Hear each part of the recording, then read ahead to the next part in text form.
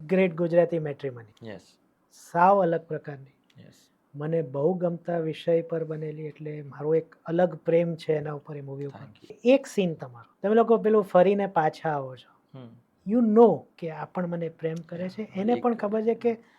છે અને બસમાં બસમાં. જે તમારા જે એ પ્રીતભાઈ આવશે ત્યારે હું એ કેવી રીતના એમણે થોટ કરે કે હું તમને પૂછીશ કે એ કહેવાય ને કે અત્યારે પણ જો મારા આ નજર સામે આવે છે તો રૂવાડા ઊભા થઈ જાય, એ પ્રકારનું તમારા બંનેનું પરફોર્મન્સ.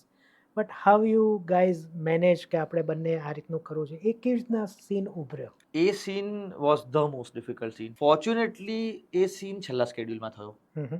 તો ત્યાં સુધી એક મિત્રતા અને કમ્ફર્ટની એવો કોઈ પણ સીન ભજવવા માટે તમને એક લેવલનું કમ્ફર્ટ અને સામેવાળા એક્ટરને એવું ખબર હોવું જોઈએ કે આ એક સીન માટે જ આટલી નજીક આવવાની વાત છે કે નિકટતાની વાત છે. ત્યાં સુધી હું, પ્રીત અને સિદ્ધિ અમે 3 સિંકમાં બહુ વ્યવસ્થિત આવી ગયા. પણ એણે અમને એટલું કીધું કે ઇમોશન આ છે, તમે લોકો પહેલા બેસી લો 10-15 મિનિટ, just sit with the emotion, sit with each other. એક પોઈન્ટ પર ખાલી મને કોઈ બી રીતે જણાવી દેજો, વિલ સ્ટાર્ટ રોલિંગ. હું એક્શન પણ નહીં કહું. તો અમે લોકોએ જાને તું જાને નાનું એક સોંગ છે, જાને ના કહા વો દુનિયા હૈ, જાને તું હૈ કે નહીં, તો એ વગાડ્યું, 2-4 10-15 મિનિટ સાંભળ્યું, મૂડમાં આવ્યા, અને દેન આઈ જસ્ટ ટોલ્ડ પ્રીત કે વી આર રેડી.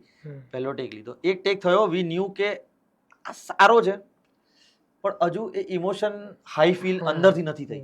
ઓલમોસ્ટ બીજો ટેક લીધો, એમાં ડન થઈ ગયું હતું. મને યાદ છે કે એ સીન પછી જ્યારે આખો એ સીન પતે, we went back to hotel, એ સીન પત્યાથી હોટેલ સુધી પહોંચવાથી લઈને ડિનર સુધી હું, પ્રીત, સિદ્ધિ, વી ઓલ વર સાયલેન્ટ. એનો એ નેચરલ રિએક્શન કહો કે એના પછીનું એ આ જ હોય શું કે કારણ કે છે થવું છે પણ નહીં પણ નથી થવું.